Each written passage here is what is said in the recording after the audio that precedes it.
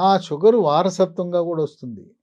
తండ్రికి, తల్లికి, తాతకి, మేనత్తకుంటే టైప్ 2 డయాబెటిస్ అనేది వారసత్వంగా కూడా, అలాగే టైప్ 1 డయాబెటిస్ కూడా వచ్చే అవకాశం ఉంది. ఓకే.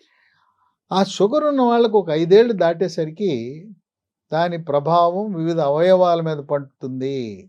కన్ను, గుండె, మెదడు, కాళ్ళు, హ్మ్. అట్లాగే జననేంద్రియాలపై కూడా ప్రభావం పడుతుంది. మూత్రపిండాలపై కూడా ప్రభావం పడుతుంది. ఓకే. ముఖ్యంగా కంటి మీద పడే ప్రభావము, కంటి లోపల సున్నితమైన పొర, రెటీనా అనే పొర ఉంటుంది. హ్మ్. ఆ రెటీనా పొర మందగించటము, సరిగా పనిచేయకపోవడం అనే ప్రక్రియని వైద్య పరిభాషలో డయాబెటిక్ రెటినోపతి అంటారు. హ్మ్.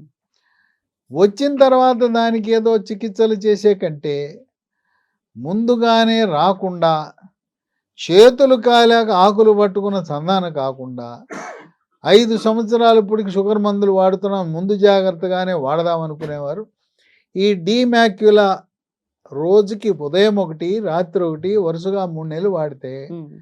ఆ డయాబెటిక్ రెటినోపతి అనేది రాకుండా కాపాడొచ్చు. ఓకే. వచ్చిన తర్వాత కంటి చూపు మందగిస్తుంది. కొంతమంది అశ్రద్ధ చేస్తే కంటి చూపే పోతుంది.